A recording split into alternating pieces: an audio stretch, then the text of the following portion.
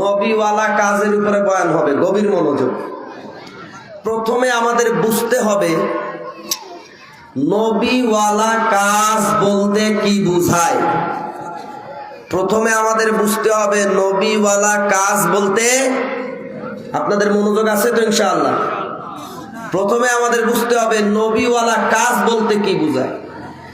ভাই, নবীজি সাল্লাল্লাহু আলাইহি ওয়া আলিহি ওয়াসাল্লাম যেই কাজ করেছেন, উম্মাহকে করার নির্দেশ দিয়েছেন, সাহাবায়ে কেরাম আমল করেছেন, নবীজি যেই কাজ করেছেন এটাকেই তো নবীওয়ালা কাজ বলে।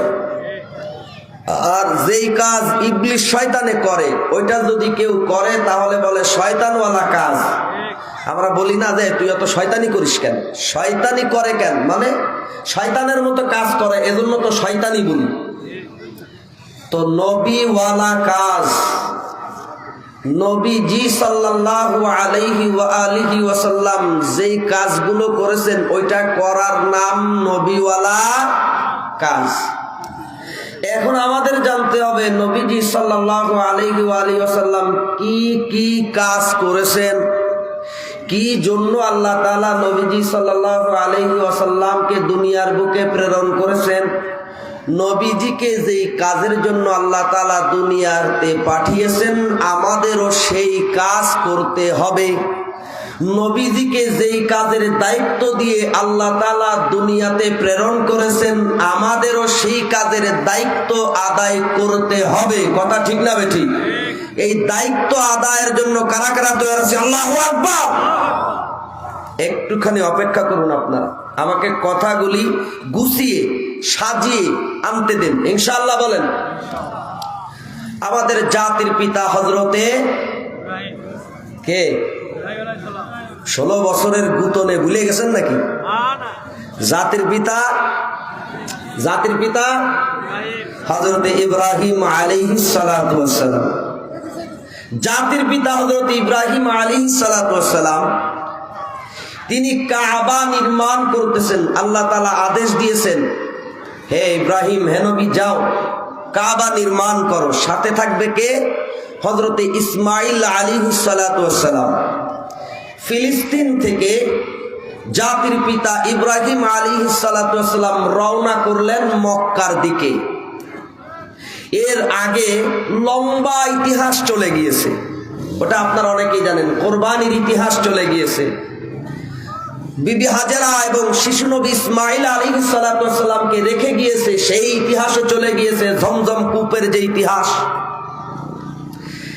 যখন ইসমাঈল আলাইহিস সালাতু ওয়াস সালামের বয়স 20 বছর, কত বছর?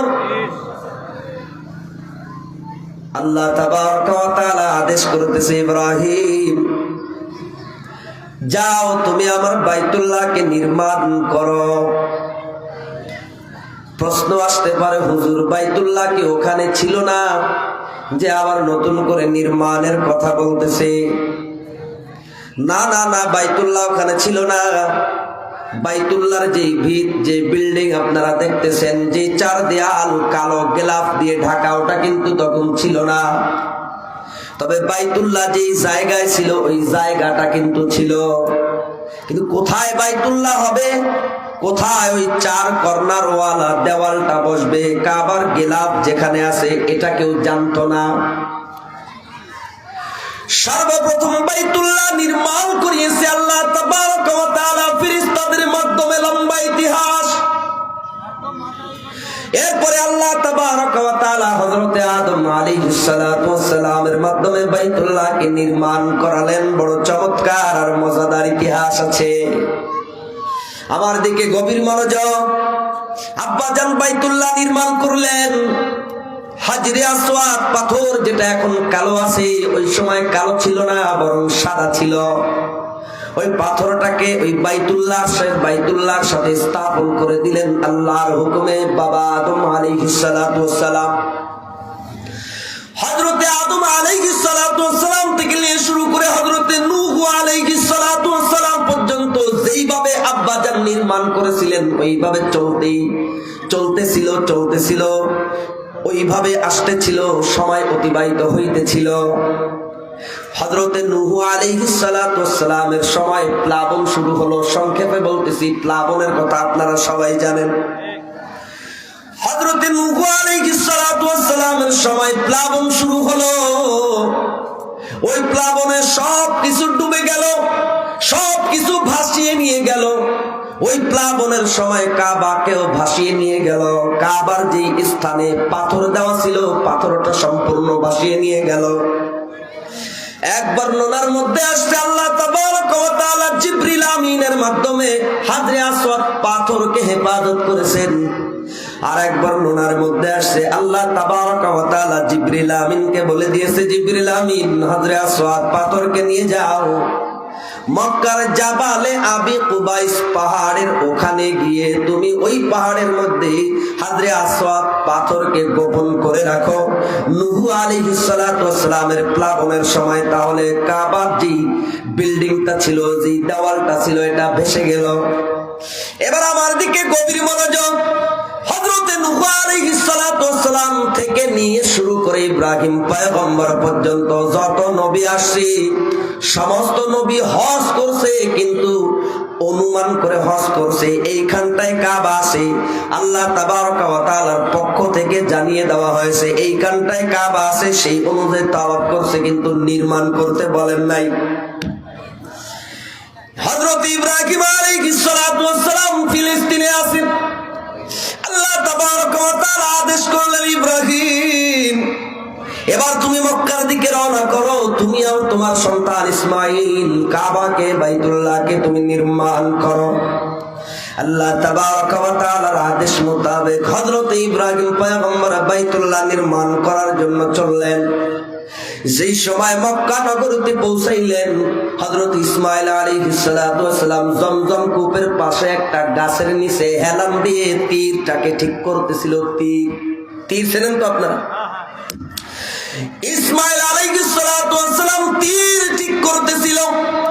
বড় তীরন্দাজ ছিল, বিরাট বড় তীরন্দাজ ছিল। হযরত ইসমাঈল আলাইহিস সালাতু ওয়াস সালাম যখন দেখলেন আব্বা জান পদার্পণ করতেছে, সাথে সাথে দৌড়ে গিয়ে জড়িয়ে ধরলো।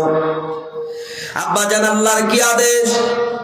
ও ইসমাঈল চলো, কাবা বাইতুল্লাহকে নির্মাণ করতে হবে। আল্লাহ তাবারক ওয়া তাআলা আদেশ করেছেন বাইতুল্লাহকে নির্মাণ করতে হবে। আবার ভাইজান গভীর মনোযোগ, কিন্তু কোথায় যে বাইতুল্লাহ নির্মাণ হবে? আমার দিকে তাকান। যখন ওই যে মিস্ত্রি, ওটাকে কি বলে? রাজমিস্ত্রি। রাজমিস্ত্রি যখন সুতা দিয়ে মেপে মেপে ইট রাখে, কথা বল না কেন? যেখানে সেখানে ইট রাখে নাকি? রাজমিস্ত্রি সুতা দিয়ে মেপে মেপে ইট রাখে। বাইতুল্লাহর পাথর বসাতে হবে, বাইতুল্লাহ নির্মাণের জন্য পাথর বসাতে হবে। মন চাইলেই যেখানে সেখানে পাথর বসালে হবে না। কোন জায়গায় পাথরগুলি বসবে এটা বুঝবে কি করে? ইব্রাহিম পয়গম্বর জাতির পিতা আল্লাহ তাবারক ওয়া তাআলার কাছে দোয়া শুরু করলেন, মালিক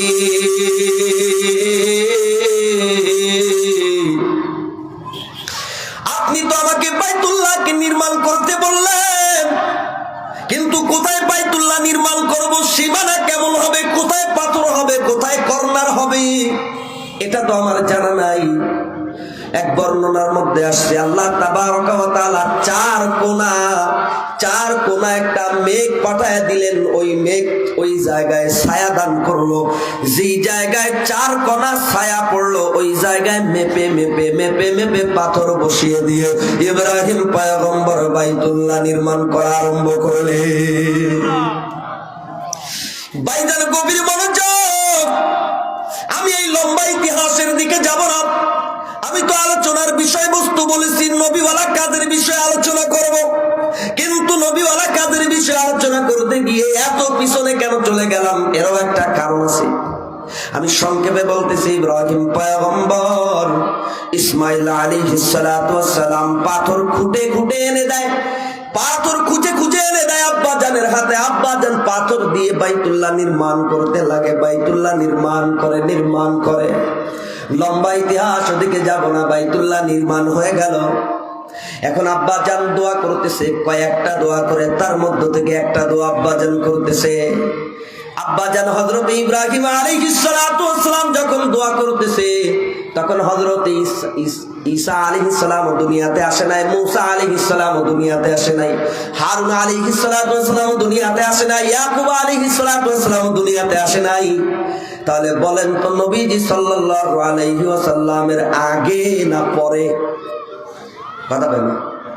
আগে, বহু আগে, বহু অনেক আগে। ইব্রাহিম পয়গম্বর দোয়া করতেছে, রব্বানা ওয়াবআথ ফীহিম রাসূলাম মিনহুম। আয় আল্লাহ, আমি আপনার কাছে দোয়া করি, এই যে মক্কা নগরী, এই যে মানব জাতি, আপনি এদের মধ্য থেকে এদের ভিতরে একজন রাসূল প্রেরণ করেন। ইয়াতলু আলাইহিম আয়াতিকা ওয়া ইউআল্লিমুহুমুল কিতাবা ওয়াল হিকমাতা ওয়া ইউযাক্কিহিম। জোরে বলেন আল্লাহু আকবার। আব্বা জান এবার দোয়া করতেছে, আল্লাহ আপনি এদের মধ্য থেকে এমন একজন রাসূল পাঠান যে রাসূল এসে 4টা কাজ করবে। জোরে বলেন কয়টা? 4টা কাজ করবে। 1 নম্বর, ইয়াতলু আলাইহিম আয়াতিকা, আল্লাহ আপনার আয়াত তেলাওয়াত করে করে করে করে উম্মতকে শোনাবে। 2 নম্বর হলো ওয়া ইউআল্লিমুহুমুল কিতাবা, আল্লাহ আপনার পাঠানো কিতাব শিক্ষা দান করবে। 3 নম্বর হলো ওয়াল হিকমাতা, আল্লাহ সুন্নাহকে শিক্ষা দেবে, হিকমতকে শিক্ষা দেবে। 4 নম্বর হলো ওয়া ইউযাক্কিহিম, উম্মাহকে পরিশুদ্ধ করবে, উম্মাহকে সুন্দরভাবে পরিচর্যা করবে, শিরিক থেকে পরিশুদ্ধ করবে, গুনাহ থেকে পাপাচার থেকে পরিশুদ্ধ করবে। তার মানে বোঝা গেল আল্লাহ তাবারাকা ওয়া তাআলা হযরত ইব্রাহিম আলাইহিস সালাতু ওয়াস সালামের মাধ্যমে যেই দোয়াটা ইব্রাহিম আলাইহিস সালাম করলেন, আল্লাহর হুকুমে করলেন, ওই দোয়ার মধ্যে আমাদের নবীর কয়টা কাজ ধরা পড়লো? জোরে বলেন কয়টা? 1 নম্বর, ইয়াতলু আলাইহিম আয়াতিকা, আল্লাহ আপনার আয়াত তেলাওয়াত করে শোনাবে। এটা তো দোয়া করছে, এটা কি ছিল? হযরত ইব্রাহিম পয়গম্বর কাবা নির্মাণ করে দোয়া করে ফিলিস্তিনে চলে গেলেন। হযরত ইসমাঈল আলাইহিস সালাতু ওয়াস সালাম মক্কায় বসবাস করা আরম্ভ করলেন। আর একজন সন্তান ছিল, নাম হলো হযরত ইসহাক আলাইহিস সালাম, তিনি ফিলিস্তিনে বসবাস করা শুরু করলেন। হযরত ইব্রাহিম পয়গম্বরের 2 সন্তান, একজনের নাম হলো ইসমাঈল, আরেকজনের নাম হলো ইসহাক, উভয়জন নবী। জোরে কান সুবহানাল্লাহ। হযরত ইসহাক আলাইহিস সালাম ফিলিস্তিনে বসবাস শুরু করে দিলেন। হযরত ইসহাক আলাইহিস সালামের একজন সন্তান হলো, তার নাম হলো ইয়াকুব আলাইহিস সালাতু ওয়াস সালাম। ইয়াকুব আলাইহিস সালাতু ওয়াস সালামের 12 সন্তান হলো, তার মধ্যে একজন সন্তানের নাম হলো হযরত ইউসুফ আলাইহিস সালাতু ওয়াস সালাম। ওই ইয়াকুব আলাইহিস সালাতু ওয়াস সালাম থেকে যে 12টা সন্তান হলো, ওই 12 সন্তান থেকে 12টা গোত্র, 12টা বংশ বের হলো। এই 12 বংশকে একত্রে বনি ইসরাইল বলা হয়। ওই ফিলিস্তিনের বনি ইসরাইল বংশের মধ্যে একের পর এক নবী আসা আরম্ভ করলো। শত শত শত শত নবী আসা আরম্ভ করলো। হইতে হইতে হইতে হইতে শেষ হযরত ঈসা আলাইহিস সালাতু ওয়াস সালাম দুনিয়াতে আসলেন। হযরত ঈসা আলাইহিস সালাতু ওয়াস সালাম দুনিয়া থেকে চলে গেলেন। 550 বছর চলে গেল। কয়শো বছর? 550 বছর বা 600 বছর বা 500 বছর অতিক্রম করে গেল। হযরত ইসহাক আলাইহিস সালাতু ওয়াস সালামের বংশ থেকে, হযরত ইয়াকুব আলাইহিস সালাতু ওয়াস সালামের বংশ থেকে যত নবী আসছে সব বনি ইসরাইলের মধ্যে। এদিকে মক্কা নগরীতে হযরত ইসমাঈল আলাইহিস সালাতু ওয়াস সালাম ছিল, তার বংশ থেকে এখনো পর্যন্ত কোনো নবী আসে নাই। হযরত ঈসা আলাইহিস সালাতু ওয়াস সালাম দুনিয়া থেকে আসমানে যখন আল্লাহ তাআলা তাকে নিয়ে গেলেন, এই নিয়ে যাওয়ার 550 বছর পর অথবা 650 বছর পর মক্কা নগরীতে হযরত ইসমাঈল আলাইহিস সালাতু ওয়াস সালামের বংশ থেকে আল্লাহ তাআলা একজন নবী পাঠান, আল্লাহ তাআলা একজন নবী প্রেরণ করলেন, যিনি হলো আকায়ে নামদার তাজেদারে মদিনা, নবী আরবী খাতামুল আম্বিয়া মুহাম্মাদুর রাসূলুল্লাহ সাল্লাল্লাহু আলাইহি ওয়াসাল্লাম। জোরে করুন আলহামদুলিল্লাহ। এবার আল্লাহ তাবারক ওয়া তাআলা বলতেছেন, নবীজি মুহাম্মদুর রাসূলুল্লাহ সাল্লাল্লাহু আলাইহি ওয়াসাল্লামকে পৃথিবীর বুকে পাঠানোর পরে আল্লাহ তাবারক ওয়া তাআলা এবার বলতেছেন, আল্লাহ ইব্রাহিম পয়গম্বরের ওই যে কাবা নির্মাণের সময় যে দোয়া করেছিল, ওই দোয়া ইব্রাহিম পয়গম্বরের দোয়া আল্লাহ কবুল করে নিলেন। এবার বলতেছেন, লাকাদ মান্নাল্লাহু আলাল মুমিনিনা ইয বা'সা ফীহিম রাসূলাম মিন আনফুসিহিম। জোরে কন্না আল্লাহু আকবার। আল্লাহ তাবারক ওয়া তাআলা জানাতে বান্দা, লাকাদ মান্নাল্লাহু আলাল মুমিনিন, আমি মুহাম্মদুর রাসূলুল্লাহকে পৃথিবীর বুকে নবী হিসেবে পাঠিয়ে মুমিনদের উপরে দয়া করলাম, রহম করলাম, করম করলাম। লাকাদ মান্নাল্লাহু আলাল মুমিনিন ইয বা'সা ফীহিম রাসূলাম মিন আনফুসিহিম। আমাদের মধ্য থেকে আমাদেরকে নবী, আমাদের মধ্য থেকে আমাদের জন্য আল্লাহ তাআলা যে নবী পাঠালেন, এটা আমাদের জন্য আল্লাহ তাআলা বড় দয়া করলেন। দয়া, কথা কোন ঠিক না ঠিক? এইবার আল্লাহ তাবারক ওয়া তাআলা নবীজিকে কাজের বন্টন করতেছে। কি কাজের জন্য? আমার দিকে গভীর মনোযোগ, বয়ানের মূল আলোচনার মধ্যে চলে এসেছি। আল্লাহর নবীজিকে কেন পাঠানো হচ্ছে, কে বলতেছেন? আরে কথা বলেন না কেন আপনারা? কথা বলতে কি কষ্ট হচ্ছে?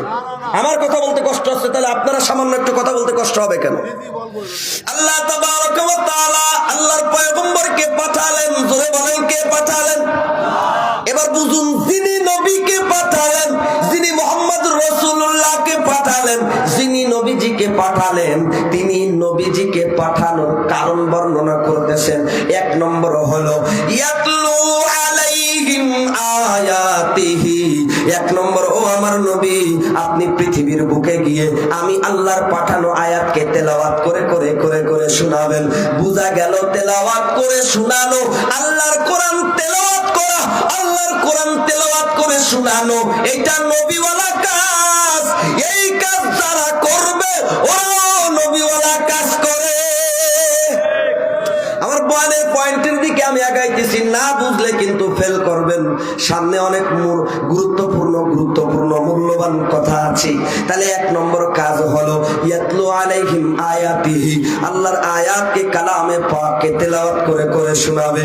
দুই নম্বর কাজ হলো ওয়ায়ুযাক্কিহিম, উম্মতকে পরিশুদ্ধ করা, উম্মতের নফসকে ঠিক করা। এজন্য হক্কানি পীর মাশায়েখগণ বিভিন্ন খানকার মাধ্যমে, বিভিন্ন ইসলামী জলসার মাধ্যমে, এই যে মাহফিলের মাধ্যমে আপনাদেরকে বয়ান করতেছে, আপনাদেরকে কোরআনের তালিম দিচ্ছে। বিভিন্ন মাদ্রাসায় 3 দিন ব্যাপী মাসিক ইজতেমা হয়, বিভিন্ন মাহফিল হয়, প্রোগ্রাম হয় উম্মতকে ইসলাহ করার জন্য, যাকে তাজকিয়া নফস বলা হয়। তার মানে হক্কানি রব্বানি পীর মাশায়েখ যারা এই ধরনের খানকা করে ইসলাহি মাহফিল করতেছে, উম্মতের অন্তরের উপরে মেহনত করতেছে, এরাও নবীওয়ালা কাজ করতেছে। ওইটাও নবীওয়ালা কাজ, কথা ঠিক না ঠিক? 3 নম্বর হলো ওয়াল হিকমা। হিকমা শব্দের 5টা তাফসীর আছে। ইবনে কাসির রাহমাতুল্লাহি আলাইহি এখানে ব্যাখ্যা বিশ্লেষণ করতেছে। হিকমা শব্দের উদ্দেশ্য হলো সুন্নাহ। 3 নম্বর হলো নবীজির দায়িত্ব হলো, নবীওয়ালা কাজ হলো উম্মতকে সুন্নাহ শিক্ষা দেওয়া, উম্মতকে সুন্নাহ শিক্ষা দেওয়া। সুতরাং গোটা পৃথিবীর বুকে যত উলামায়ে কেরাম আপনাদেরকে সুন্নাতের তালিম দেয়, বিভিন্ন রকম সুন্নাত শিক্ষা দেয়, সমস্ত কাজের সুন্নাতকে শিক্ষা দেয়, পা থেকে মাথা পর্যন্ত কিভাবে চলতে হবে, থাকতে হবে, সুন্নাত অনুযায়ী শিক্ষা দেয়। খাবার সুন্নাহ শিক্ষা দেয়, বাথরুমে যাওয়ার সুন্নাহ শিক্ষা দেয়, মাদ্রাসা চালানোর সুন্নাহ শিক্ষা দেয়। চতুর্দিকে যখন সুন্নাহের আলোচনা করে, এই উম্মতকে সুন্নাহ শিক্ষা দেওয়া এটাও নবীওয়ালা কাজ। 4 নম্বর হলো, 1 নম্বর ইয়াতলু আলাইহিম আয়াতি, আল্লাহর আয়াতকে শিক্ষা দেওয়া। 2 নম্বর ওয়ায়ুযাক্কিহিম, উম্মতকে পরিশুদ্ধ করা। 3 নম্বর ওয়ায়ুআল্লিমুহুমুল কিতাবা, কোরআনকে শিক্ষা দেওয়া, কোরআনের ব্যাখ্যা বিশ্লেষণ শিক্ষা দেওয়া, তাফসীর শিক্ষা দেওয়া, কোরআনের ইলম শিক্ষা দেওয়া। গোটা পৃথিবীর বুকে যত মাদ্রাসায় আছে, সমস্ত মাদ্রাসার ভিতরে কোরআনের তালিম হয়। আমার দিকে তাকান, সমস্ত মাদ্রাসার ভিতরে কোরআনের তালিম হয়। আমার দিকে তাকান, মারকাজুল উলুম মহিলা মাদ্রাসার মধ্যে এই ছাত্রীদেরকে কোরআনের তালিম দেওয়া হয়, এই ছাত্রীদেরকে হাদিসের তালিম দেওয়া হয়, তাফসীর পড়ানো হয়, ফিকহ পড়ানো হয়, কোরআন পড়ানো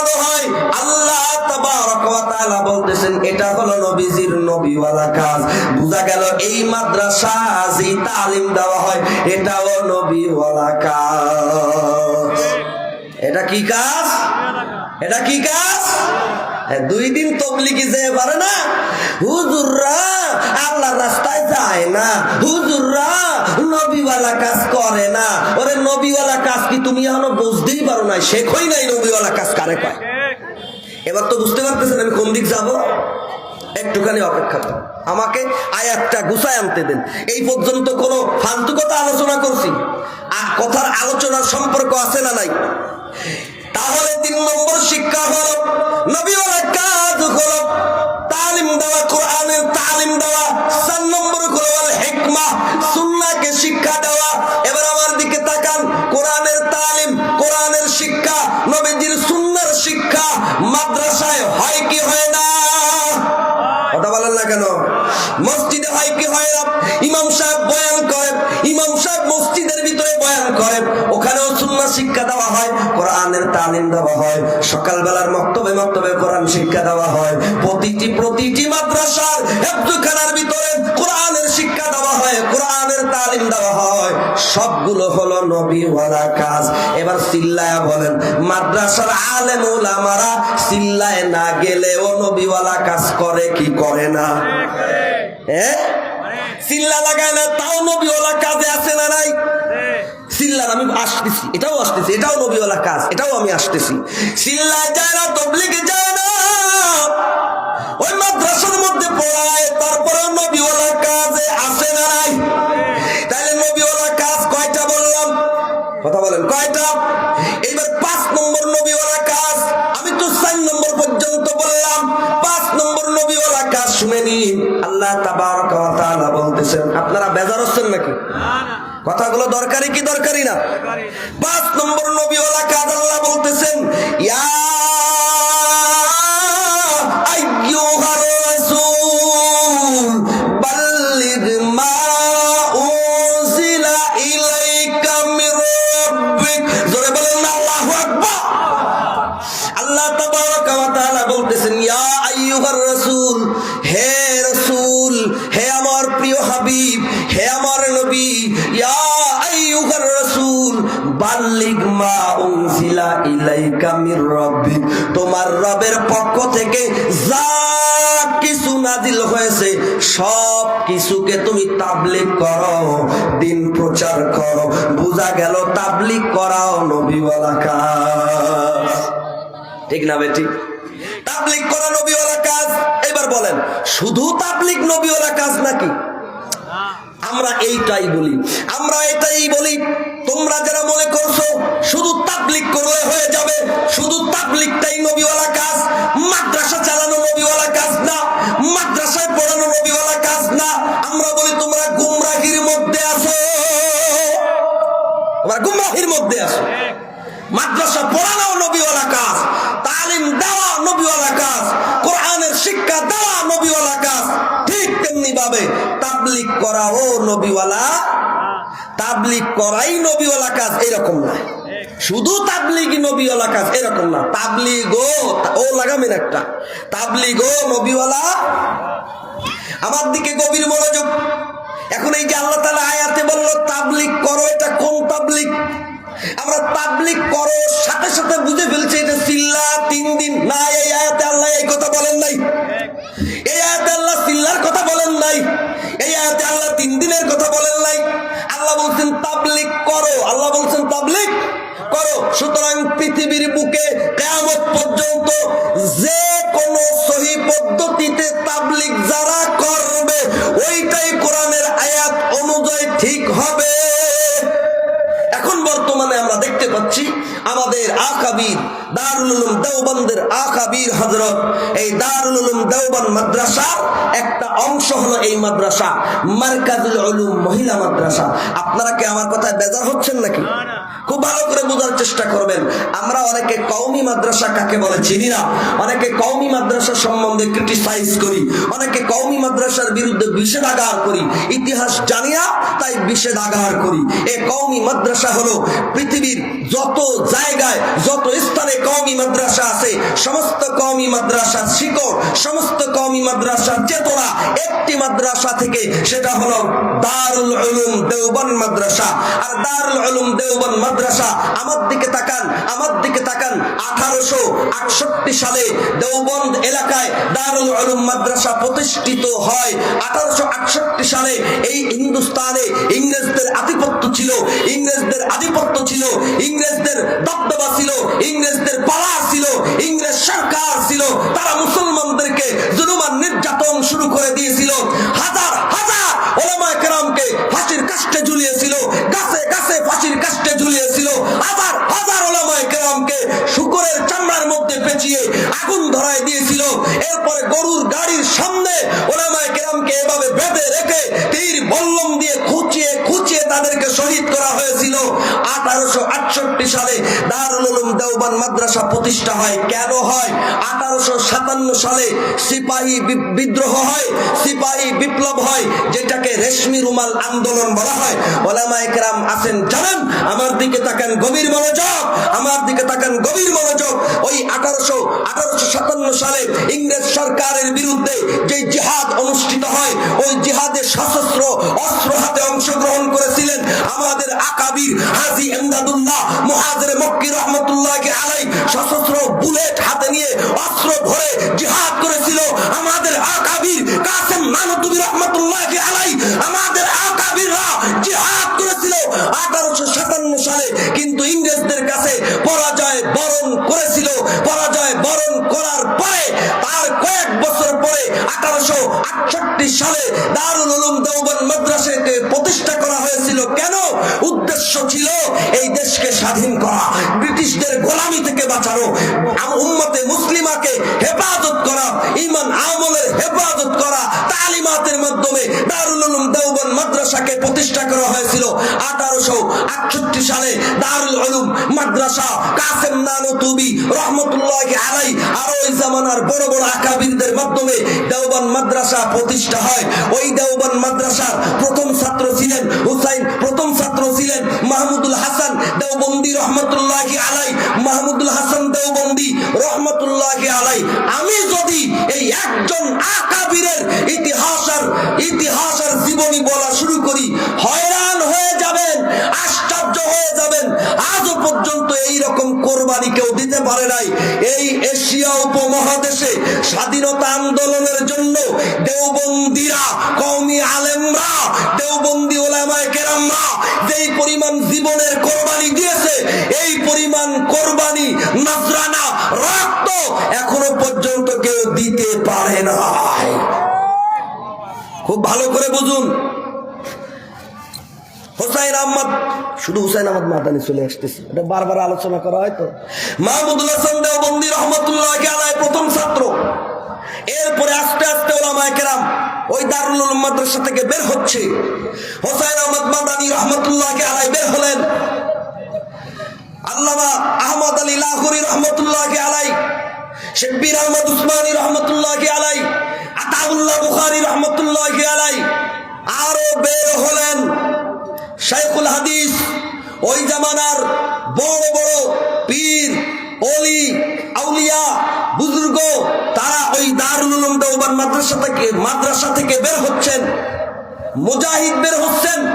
এই যে বর্তমানে আপনারা দেখছেন যে আফগানিস্তানে ইসলামী ইমারত কায়েম হয়েছে, বলেন আলহামদুলিল্লাহ। এই আফগানিস্তানে ইমারত কায়েম হয়েছে, ইসলামী ইমারত। এর পিছনে দেওবন্দীদের দারুল উলুম দেওবন্দ মাদ্রাসা তথা কওমি মাদ্রাসার অবদান, ছাত্রদের অবদান রয়েছে, বলেন না আলহামদুলিল্লাহ। কওমি মাদ্রাসার অবদান রয়েছে ওখানে। ওখানে অধিকাংশ কওমি মাদ্রাসার ছাত্র মুজাহিদ, অর্থাৎ দেওবন্দীরা ওখানে মুজাহিদ। সেখান থেকে বের হলো দেওবন্দ থেকে ইলিয়াস রহমতুল্লাহি আলাইহি। ইলিয়াস রহমতুল্লাহি আলাইহি মাহমুদুল হাসান দেওবন্দি রহমতুল্লাহি আলাইহির কাছ থেকে পরামর্শ করে এই দাওয়াত ও তাবলীগের কাজ শুরু করলেন। এখন বলেন তো, তাবলীগ এটার গোড়া দেওবন্দ নাকি অন্য কিছু? এবার আমার দিকে তাকান, এবার আমার দিকে তাকান। এত মেহনত করে, এত কষ্ট করে এই তাবলীগ ওয়ালারা, এত চেষ্টা করে আমাদের আকাবিররা এই কাজকে, এই নিজামকে আঞ্জাম দিয়েছেন, মকবুল হয়ে গিয়েছে। ওলামায়ে কেরাম জুড়েছেন, ওলামায়ে কেরাম এর পক্ষে আছে, দারুল উলুম দেওবন্দের পক্ষে আছে।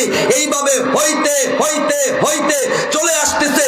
দেওবন্দের মশওয়ারা অনুযায়ী চলে, আহলুল্লাহদের মশওয়ারা অনুযায়ী চলে, বড় বড় আল্লাহ ওয়ালাদের মশওয়ারা অনুযায়ী চলে। হইতে হইতে এই পর্যন্ত আসছে। এখন মাওলানা সাহেব ব্রেক আরেক দিকে ঘুরাইতেছে। কথা বলেন না কেন? কথা বলেন না কেন? মাওলানা সাহেব ব্রেক আরেক দিকে ঘুরাই দিছে। তাবলীগের উসুল হলো, মুরব্বিরা আছে, তাবলীগের উসুল হলো মাসালা বয়ান করা যাবে না। তোমরা ফাজাইল বয়ান করো আর মাসালা আলেমদের কাছ থেকে শেখো। কথা কি ভুল বললাম? আপনারা যারা চিল্লা লাগাইছেন এটা শিখাই নাই আপনাদেরকে? আমি চিল্লা লাগাইছি গত বছর, আমারও শিখাইছে যে ফাজাইল তালিমের হালকায় ফাজাইলের তালিম হবে আর মাসালা আলেমদের কাছ থেকে। যেই মাওলানা সাহেব এই উসুল ভঙ্গ করে তাবলীগি ইজতেমার ভিতরে, বয়ানের ভিতরে মসলা বলা আরম্ভ করলো, মাসাইল বলা আরম্ভ করলো, সেই দিন থেকে ভেজাল শুরু হয়ে গেছে। সেই দিন থেকে ভেজাল শুরু হয়ে গেছে। তার মানে তাবলীগের নিজাম হলো ফাজাইল বর্ণনা করো, মাসাইল ওলামায়ে কেরামের কাছ থেকে শিখে নাও, জেনে বুঝে নাও। আর উনি মাসাইল বর্ণনা করা শুরু করলো আর এক একটা ভুল ভুল মাসালা বের হওয়া শুরু করলো। আর সাথে সাথে ওলামায়ে কেরাম ওলামায়ে দেওবন অনেক ধৈর্য ধারণ করার পরে শেষ পর্যন্ত কোনো পথ না পেয়ে ওপেনলি ফতুয়া দেওয়া আরম্ভ করলো। ওমা যেই দারুল উলুম দেওবন ফতুয়া দিয়ে দিল, এই সাদ গ্রুপ একাংশ সাদের পক্ষে গিয়ে নিজেদেরকে এতাতি নাম দিয়ে তাবলীগ থেকে আলাদা হয়ে দারুল উলুম দেওবন্দের বিরুদ্ধে লেগে গেল। যেই দারুল উলুম দেওবন তাবলীগকে সৃষ্টি করলো, সেই দারুল উলুম দেওবন্দের বিরুদ্ধে এখন ওনারা লেগে গিয়েছে। কথা বলেন না কেন? এবার উনারাই বলে হুজুর আল্লাহ রাস্তায় বের হবেন না, বহুত তো মাদ্রাসায় পড়াইছেন, আল্লাহ রাস্তায় বের হবেন না কেন? তোর হুজুর কি মাদ্রাসায় পড়াতে শয়তানের রাস্তায় আছে নাকি? কথা বলেন না কেন? আমার এতক্ষণের আলোচনা যদি বুঝে থাকেন, মাদ্রাসায় পড়ানো ওইটাও নবীওয়ালা, আমি আয়াত দিয়ে প্রমাণ করছি না, ওইটাও নবীওয়ালা। তা তোমরা কেন বলো? এই অধিকার তোমাদেরকে কে দিয়েছে? ওলামায়ে কেরামদেরকে বলো হুজুর নবীওয়ালা কাজ করতে হবে, ও মাদ্রাসায় পড়ালে খালি চলবে না। আরে বাবা, কুতুব হয়ে গেছো বড় তোমরা এখন জামানা। আমার দিকে গভীর মনোযোগ। সারা জীবন সুদ খাইছে, ঘুষ খাইছে, বিলাসিতায় জীবন যাপন করছে, বিলাসিতার কোনো শেষ নাই। শেষ বয়সে এসে এখন একটু ভালো হয়েছে, দুই সাইড দিয়ে 5টা চিল্লা লাগাইছে। এখন উনি মাদ্রাসার মুহাদ্দিস, মাদ্রাসার মুহতামিম সাহেবরা এসে জিজ্ঞেস করছে হুজুর আল্লাহ রাস্তায় সময় লাগাইছেন? তা 14 বছর মাদ্রাসায় পড়ে আর 20 বছর যে মাদ্রাসায় পড়াচ্ছে, ওটা কিসের রাস্তা? আপনারা কি রাগ হচ্ছেন নাকি? ওটা কিসের রাস্তা? এবার আমার দিকে তাকান। ওনারা বলে যে এই হুজুররা এতদিন কই ছিল রে? বলে না, এই হুজুররা এতদিন, আলেমরা এতদিন কই ছিল? আমারা কি আলেমরা দাওয়াত দিছে নাকি? ভালো করে শুনে নিন, বুঝে নিন ভাইরা আমার। আহা, বলবেন হুজুর আমাদের এখানে তো সাতপন্থী নাই, তাই বয়ান করতেছেন কেন? সাতপন্থী থাকা লাগবে না, নিজেদের ব্রেন নিজেরা ঠিক করেন। সাতপন্থী থাকা লাগবে না, আমরা আগে নিজেরা ঠিক হই, নিজেদের ব্রেনকে আগে পরিষ্কার করে নিই। আর সাতপন্থী যদি থাকে তাহলে কথাগুলো বোঝার চেষ্টা করি। আজকেও আমি আমার জুম্মার মসজিদে এই বয়ান করেছি এবং কোরআন শরীফ মাথায় নিয়ে বলছি আমি আমার জুম্মার মসজিদে যে ওই পথ ভুল পথ ফিরে আসেন। জুম্মার বয়ান আমি এটা করছি, আজকে আমি এই বয়ান করছি। ভালো করে বুঝুন, এই দেশে প্রশাসন, পুলিশ প্রশাসন আছে না নাই? সেনাবাহিনী আছে না নাই? আশপাশে তাকায় দেখেন তো কোনো পুলিশ আছে? আছে? কই আছে? হ্যাঁ, কই আছে? জোরে বলেন, জোরে বলেন। থানায় আছে পুলিশ। এখন এনে একজন আরেকজনের ঘুষি দিয়ে নাক ফাটাই দিচ্ছেন, ওই নাক ফাটা দেওয়ার সাথে সাথে ও এমন এক ঘুষি দিছে যে আপনি মরে গেছেন। এইবার পুলিশ আসবে কি আসবে না? আসবে কি আসবে না? কেন আসবে? বেজাল বাচ্চা তাই আসবে। কেন আসবে? কারণ ও পুলিশের কাজ হলো এই পাহারাদারি করা, বিচার করা। বেজাল বাচ্চা এই জন্য আসবে। এখন পুলিশ এক গাড়ি এসে হাজির, যারা যারা মারামারি করছে তাদেরকে ধরতেছে। আপনারা বলতেছেন ও পুলিশ তুমি এতদিন কই ছিলে এতক্ষণ? আপনারা কি পাগল বলবে না বুদ্ধিমান বলবে? কথা হয় না, পাগল বলবে। কারণ পুলিশের কাজই তো। তুমি এই কথা বলবা কেন? ও পুলিশ, তুমি এতদিন কইছিলা। শুনুন, ওলামায়ে কেরাম হলো আপনাদের ঈমান আমলের পাহারাদার। তারা হলো সেনাবাহিনীর কাজ করতেছে, তারা প্রশাসনের কাজ করতেছে, তারা থানায় আছে, ক্যাম্পে আছে, মানে মাদ্রাসায়। তারা আপনাদের ঈমান আমল হেফাজতের জন্য কোরআন হাদিসের গবেষণা করতেছে। ভেজাল যেই বেঁধে যাবে, যেই কেউ ঈমানের উপরে আক্রমণ করতে চেষ্টা করবে, যেই কেউ আপনাদের আমলের উপরে আক্রমণ করার চেষ্টা করবে, তখনই ওলামায়ে কেরাম আপনাদের বাঁচানোর জন্য চলে আসবে। তখন কি বলা যাবে, হুজুর এতদিন কইছিলাম? কথা বলেন তো। ভেজাল বাদছে বিদায় তো আমরা আইছি, তাহলে আমরা আসতাম না? আমরা তো ছেড়ে দিছি আপনাদের হাতে। সাধারণ মানুষ দাওয়াত ও তাবলীগের কাজ করতেছে, একেবারে তো ওলামায়ে কেরাম নাই তা না, ওলামায়ে কেরামের তত্ত্বাবধানে চলতেছে, পরামর্শ অনুযায়ী। হ্যাঁ, বেশি বুঝে ফেলছে যারা, ভেজাল করে ফেলছে, এখন আমাদের একটু তর্জন গর্জনের সময়, কারণ এটা পরিষ্কার করতে হবে। কথা বল না কেন? আর আপনারা ওলামায়ে কেরাম কইছিল এতদিন, তারপরও যেহেতু জিজ্ঞেস করে, আপনারা মনে হয় রাগ হচ্ছেন, তারপরেও যেহেতু জিজ্ঞেস করে যে ওলামায়ে কেরাম এতদিন কইছিল, তাদের জানার জন্য বলতেছি, বাবা তুমি কি জানো না ওলামায়ে কেরাম এতদিন কইছিল? শোনো, ওলামায়ে কেরাম এতদিন কইছিল, তুমি যখন সরকারি চাকরি করতেছো, 40, 50, 30 হাজার টাকা, 60 হাজার টাকা বেতন নিয়ে তুমি বিলাসিতার জীবন যাপন করতেছো, ওতেও তোমার হয় না, টেবিলের তলা দিয়ে তুমি ঘুষ নিচ্ছ। ঠিক ওই সময় ওলামায়ে কেরাম খেয়ে না খেয়ে মাদ্রাসার বারান্দায় পড়ে কোরআন হাদিস শিখতেছে। তুমি যখন ঘুষ খাও, ওলামায়ে কেরাম কোরআন শিখে। তুমি যখন সুদ খাও, ওলামায়ে কেরাম হাদিস শিখে। আজকে তুমি সারা জীবন বিলাসিতার জীবন যাপন করে এসে শেষ বয়সে সিল্লা লাগায়ে, পাগড়ি পরে সিল্লা লাগায়ে, 3 সিল্লা লাগায়ে বিরাট বড় হাজি গাজি সেজে গিয়েছো। সারা জীবন যে ওলামায়ে কেরাম ইসলামের জন্য স্যাক্রিফাইস করতে করতে করতে, কুরবানি দিতে দিতে এই পর্যন্ত আসলো, তারে আইসে তুমি বলতেছো হুজুর আল্লাহ রাস্তায় যাবেন না? ঠিক না ভাই? ঠিক। তারে আইসে আশ্চর্য লাগে, আশ্চর্য লাগে, কি বলবো, দুঃখের কথা। আর আমার কথাই যদি আমি বলি, আমার কথা বলবো না, তাহলে বলবেন হুজুর নিজের কথা বলতেছে। আমি এরকম অসংখ্য ছাত্র দেখেছি, ক্ষুধার যন্ত্রণায় বেহুশ হয়ে পড়ে গেছে, খাইতে পারে না, খাবার নাই, একদিন খেয়ে 3 দিন চলছে।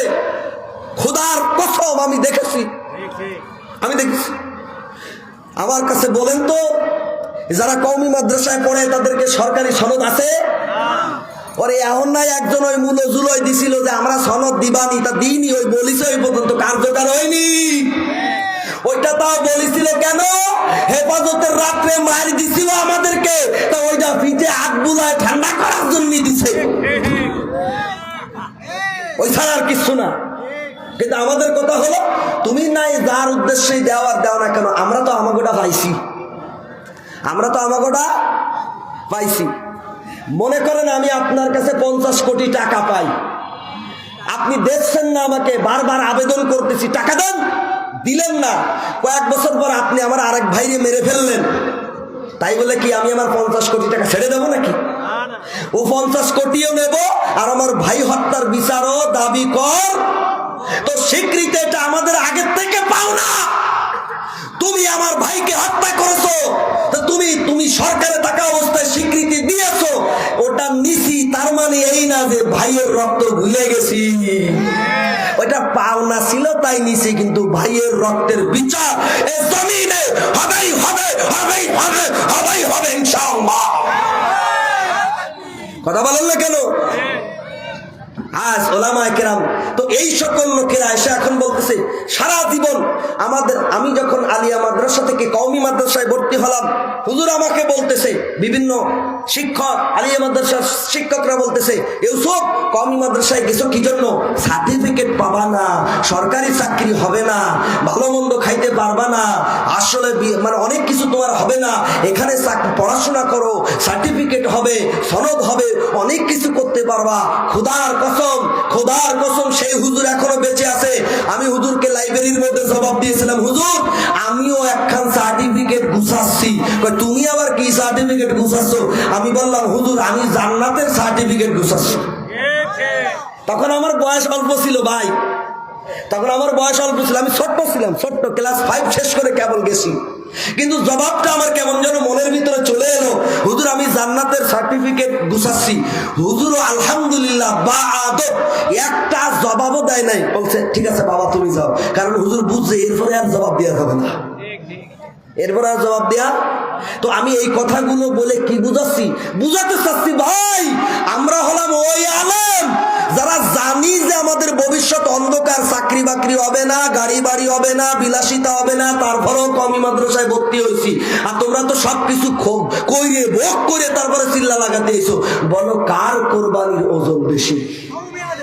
আজ তুমি তাদেরকে এসে বলতেছো আল্লাহ রাস্তায় যাবেন না হুজুর, আল্লাহ রাস্তায় যাবেন না হুজুর, হাদিস পড়ান, ইমামতি করেন, আল্লাহ রাস্তায় যাবেন। হ্যাঁ অবশ্যই।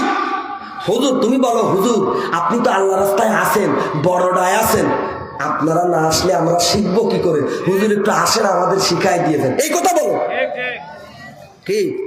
তা না, আসে হুজুরের শিখাতে। আশ্চর্য লাগে, বুকটা ফেটে যায়। কাকে বলতেছে যে জীবনটাকে, আরে ভাই খোদার কসম করে বলতেছি, আমি সবাইকে বলি যে আমি ছাদের বাড়ি করতে পারবো কিনা জানি না, কারণ ওই ক্ষমতা আমার নাই। যদি আল্লাহ করাই তো করবো। টিন শেড একটা বাড়ি করব, তাও এই বছর নিয়ত করছি বাড়ি আগে করব না, আগে মাদ্রাসা করব। আলহামদুলিল্লাহ বলেন। আমি নতুন একটা মাদ্রাসা প্রতিষ্ঠা করতেছি শুকনগরে, আপনারা অনেকেই যান, গেলে দেখবেন সাতক্ষীরা রোডে এদিক দিয়ে যেতে বাম হাতে একটা মাদ্রাসা প্রতিষ্ঠা করতেছি। কেবল হেফজখানা শুরু হয়েছে, আরো হবে ইনশাল্লাহ। ইনশাল্লাহ বলেন। তো এই বছর নিয়ত করেছি হুজুর আমার ওয়াজের যত টাকা আমি ওই মাদ্রাসার বিল্ডিং এ যতটুক পারি অতটুক করার কাজে ব্যয় করবো ইনশাল্লাহ। আলহামদুলিল্লাহ বলেন। আমি বলে দিছি আমার বাড়িওয়ালাকে, আমার স্ত্রীকে বলে দিয়েছি শোনো বাড়ি করার জন্য তুমি স্বপ্ন দেখতেছো, আগে বাড়ি না আগে মাদ্রাসা। আমার স্ত্রী রাজি হয়ে গেছে। আলহামদুলিল্লাহ বলেন। আগে বাড়ি না, অথচ আমার মাথা গুজার ঠাই নাই, আমার মাথা গুজার ঠাই নাই, কিন্তু আমি বাড়ি না করে মাদ্রাসা করতেছি। এবার আপনারাই বলেন এই যে কুরবানি, এই যে কষ্ট করে মাদ্রাসা দিয়ে, এখন যদি একজন হুমড়া সুমড়া বড় লোক সারা জীবন এসি গাড়িতে চলছে, এসি রুমে থাকছে, কোনো কষ্ট জীবনে করে নাই, সে এসে করছে হুজুররা তবলিগ বোঝে নাকি? বলা কি বলে না? বলে না এই শব্দ? আলেমরা তবলিগ বোঝে, বলে কি বলে না? তবলিগ এটা ইসলামের বাইরে না ভিতরে? তবলিগ এটা ইসলামের বাইরে না ভিতরে? যদি ইসলামের ভিতরে হয় তা আলেমরা ইসলাম বোঝে কি বোঝে না? তুমি কোন জবান দিয়ে, কোন জিহ্বা দিয়ে তুমি ব্যবহার করো, হুজুরকে তবলিগ বোঝে? শোনো আল্লাহ আল্লাহর নবীর 5 নম্বর নবীওয়ালা কাজ কি? ইয়া আইয়ুহার রাসূল বাল্লিগ মা উনজিলা ইলাইকা মির রাব্বিক। জোরে করুন আল্লাহু আকবার। হে আমার নবী তুমি আমার পক্ষ থেকে যত যা নাজিল হইছে এইগুলাকে তাবলীগ করো। বুঝা গেল তাবলীগ পুরাটা নাকি অর্ধেক? ওলামায়ে কেরাম আছে মা উনজিলা, যা কিছু নাজিল হইছে মানে সব। তাহলে অর্ধেকের তাবলীগ করতে বলছে না পুরাটার তাবলীগ করতে বলছে? তাহলে 5 নম্বর নবীওয়ালা কাজ হলো তাবলীগ করা। বলেন তো আমি কি তাবলীগকে খাটো করলাম নাকি? আমি তো তাবলীগকে নবীওয়ালা কাজ বললাম, কিন্তু যারা তাবলীগের ভিতরে আলাদা একটা পারিবারিক দল সৃষ্টি করেছে, বারবার দেখবেন ওরা বলে সাদ সাহেবের পরিবার, সাদ সাহেবের আব্বা, সাদ সাহেবের অমুক, অমুকের থেকে অমুক তাবলীগ করে আসতেছে, তিনি আল্লাহর রাসূল, অমুক আবু বকর সিদ্দিক রাদিয়াল্লাহু তাআলা পর্যন্ত যায়, ওমর রাদিয়াল্লাহু তাআলা পর্যন্ত যায়। আরে এটা কি পরিবারতন্ত্র নাকি?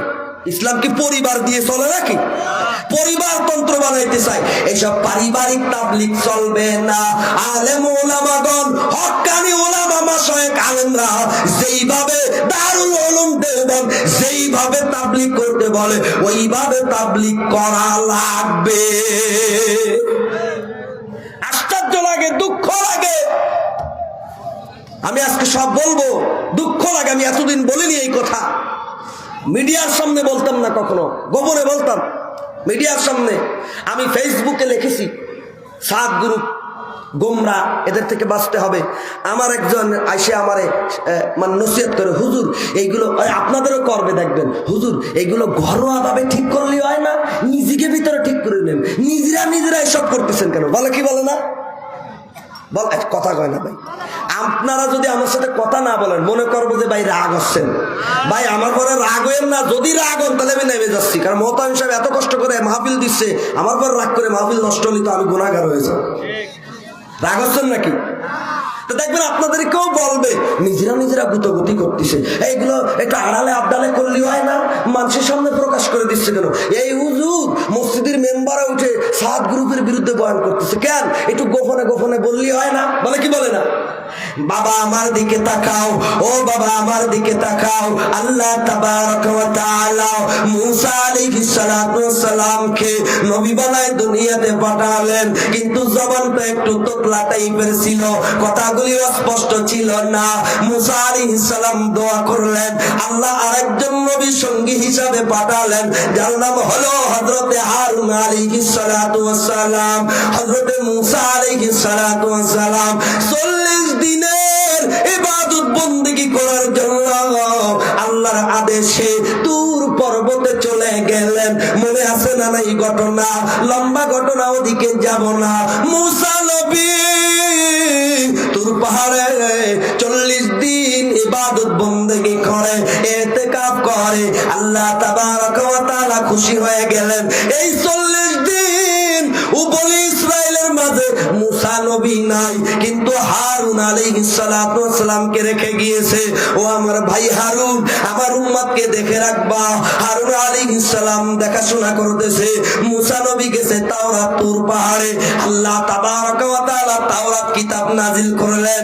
এই যে কোরআন শরীফ কাগজের মধ্যে লেখা, তাওরাত কিন্তু কাগজে লেখা ছিল না। ইয়া বড় বড় তক্তা, এইরকম বড় বড় তক্তার মধ্যে আল্লাহ তাওরাত কিতাব পুরাটা লিখে দিয়ে জিবরিল আমিনের মাধ্যমে পাঠায়া দিয়েছে। এবার মুসা আলাইহিস সালাম ওই পুরা তক্তা এক বোঝা তাওরাত এই ঘাড়ে করে নিয়ে এবার আসতেছে। এসে দেখে তার উম্মতের মধ্যে কিছু অংশ গরুর বাছুরের পূজা আরম্ভ করা শুরু করে দিছে। যেই মাত্র দেখছে, যে উম্মতরে আমি তাওহীদের শিক্ষা দিয়ে গেলাম, যে উম্মতরে আমি শিরক থেকে হেফাজত করার জন্য এত কিছু করলাম, আমি 40 দিন যে পারলাম না, এই উম্মত আবার পূজা শুরু করে দিছে। রাগান্বিত হয়ে গেছে। তাওরাতটা রেখে হারুন আলাইহিস সালাতু ওয়াস সালামকে যে এই অমনি দাড়ি আর চুল এইভাবে ধরছে। কোরআনের আয়াত আছে না? কোরআনের আয়াত, লা তাখুযু বিলহিয়াতি ওয়ালা রাসি, আমার দাড়ি আর চুল এইভাবে ধরো না, আমার দিকে তাকান। এই যারা এখন বলে হুজুর এই ঘরের মধ্যে যে বললি হতো না, সাদ সাহেবের কথা নিজেকে নিজেরা ঠিক করলি হতো না, এরা যদি মুসা আলাইহিস সালামের জামানায় থাকতো তাহলে বলতো নবী মুসা 2 ভাই এখানে চুল ধরাধরি না করে একটু ভিতরে যায় করেন তো, নাউযুবিল্লাহ মিন যালিক, তাই বলতো না? আমার দিক তাকান। নবী মুসা হারুন আলাইহিস সালামের দাড়ি আর চুল ধরে বসছে কেন? উম্মতের মায়ায়, উম্মতের ব্যথায়। কোরআনের আয়াত, আমার উম্মত তো এভাবে রেখে যাই নাই, শিরিক কেন করতেছে? যাই হোক, হারুন আলাইহিস সালাম বুঝাইছে, আসল ঘটনা বলছে। নবীজি ঠান্ডা হয়েছে, নবী মুসা ঠান্ডা হয়েছে। এখন আপনারা বলেন তো, নবী মুসা হারুন আলাইহিস সালামকে দাড়ি আর চুল ধরলেন, কেউ কি বলছে নাকি নিজেরা ভিতরে ঠিক করেন? কথা বলেন না কেন? তাহলে নবী মুসা যেমন উম্মতের দরদে আর মায়ায় ভাই হারুনকে সামনাসামনি ধরে বসছে, বর্তমান জামানার উলামায়ে কেরাম উম্মতের দরদ আর মায়ায় নিজের দলের লোক হয়েও সাদ সাহেবরে সরাসরি ধরে বসছে। ঠিক না ভাই? ঠিক কথা বলেন না কেন? এরা যদি ওই জমানায় থাকতো তা বলতো, ইয়া নবী মুসা, আপনারা আর 2 ভাই তো, তা মানুষের সামনে এরকম না করে ও ভিতরে যান। নাউযুবিল্লাহি মিন যালিক। আল্লাহ এই সকল কথা থেকে আমাদেরকে হেফাজত করেন, বলেন না আল্লাহুম্মা আমিন। আর আগস্টের নাকি? সুতরাং দাওয়াত ও তাবলীগ এটা নবীওয়ালা কাজ, তবে সহি মানহাজে চলতে হবে, উলামায়ে কেরামের তত্ত্বাবধানে চলতে হবে, মন মতো করলে হবে না। কথা বলেন। এইবার 6 নম্বর, আমি এখনই বয়ান শেষ করে দেবো, মাত্র 20 মিনিট আছে। 5 নম্বর নবীওয়ালা কাজ দাওয়াত ও তাবলীগ। এক নম্বর নবীওয়ালা কাজ কোরআন তেলাওয়াত শিক্ষা দেওয়া, কোরআন তেলাওয়াত শোনানো। দুই নম্বর নবীওয়ালা কাজ কোরআনের শিক্ষা দেওয়া। তিন নম্বর নবীওয়ালা কাজ সুন্নাহ শিক্ষা দেওয়া। চার নম্বর নবীওয়ালা কাজ উম্মতকে পরিশুদ্ধ করা। পাঁচ নম্বর নবীওয়ালা কাজ দাওয়াত ও তাবলীগের মেহনত করা, দ্বীন প্রচার করা।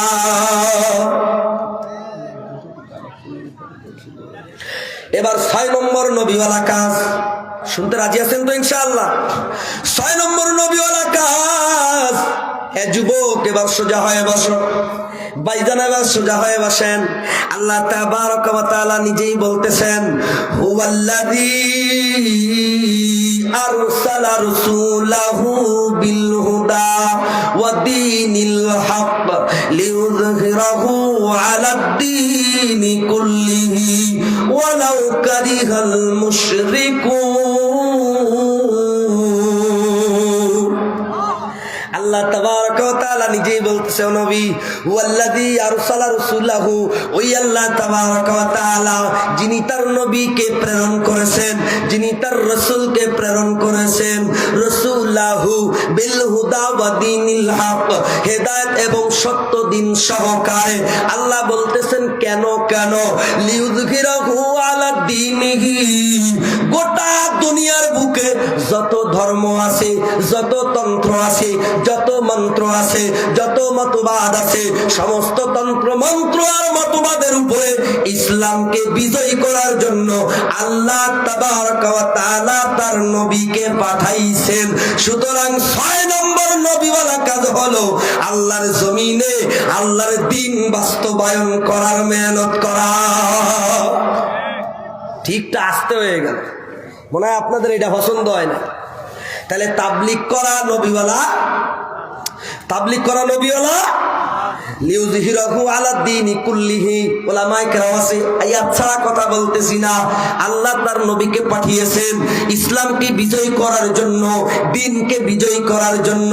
সুতরাং কোরআনের তালিম যেমন দরকার, কোরআনের তেলাওয়াত যেমন দরকার, সুন্নাহর শিক্ষা যেমন দরকার, তাজকিয়ায়ে নফস যেমন দরকার, তাবলীগ দাওয়াত ও তাবলীগ যেমন দরকার, ঠিক তেমনি ভাবে আল্লাহর জমিনে আল্লাহর বিধান বাস্তবায়নের জন্য যত সহি তরিকার মেহনত আছে ওইগুলাও দরকার।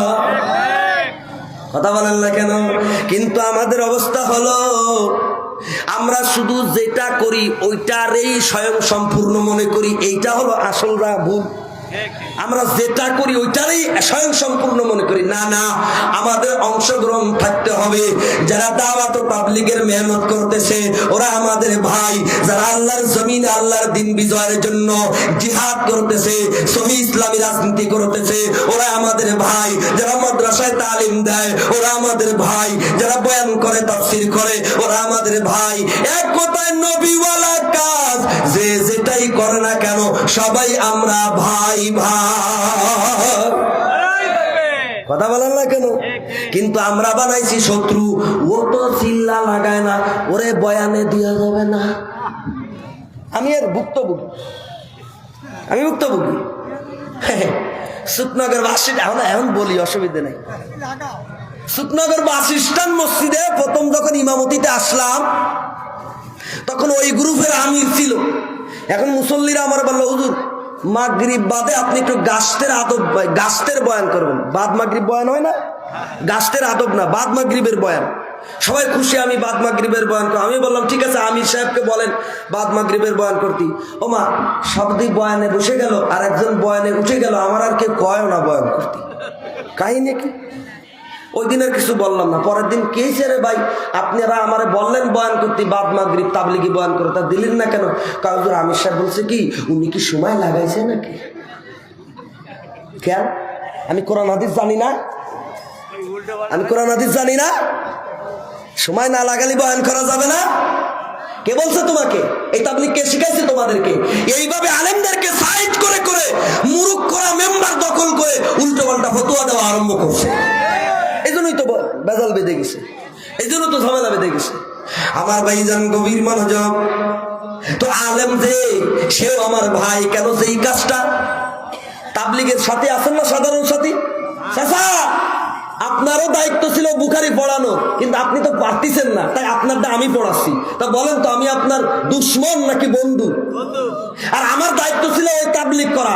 আমি বুখারী পড়ানোর কারণে ওটা পারতেছি না, সময় দিতে পারতেছি না, মাদ্রাসা করার কারণে সময় দিতে পারতেছি না, আপনি তাবলীগটা করতেছেন, তাহলে আপনিও আমার বন্ধু, কারণ আমার না করাটা আপনি করতেছেন, আপনার না করাটা আমি করতেছি। তো শত্রু কেন? তো বন্ধু হওয়ার কথা, বন্ধু হওয়ার কথা, শত্রু কেন? কিন্তু উনারা একটা আলাদা একটা কি যেন একটা বানায় নিছে, একটা কৌটা বানায় নিছে। ওই কৌটার গায়ে লেখা থাকবে তাবলিগি হুজুর। যে হুজুর গুলো শুধু তাবলিগ করে, ওই হুজুর গুলো কৌটার ভিতর ঢুকে মুখ আটকাই দেবে, ও হুজুর তাবলিগ ছাড়া বাইরে কিছু করতে পারবে না। এই জন্যই সমস্যা। এই জন্য কথাগুলো ভাইজান কষ্টকর হলেও এটা হলো বাস্তবতা।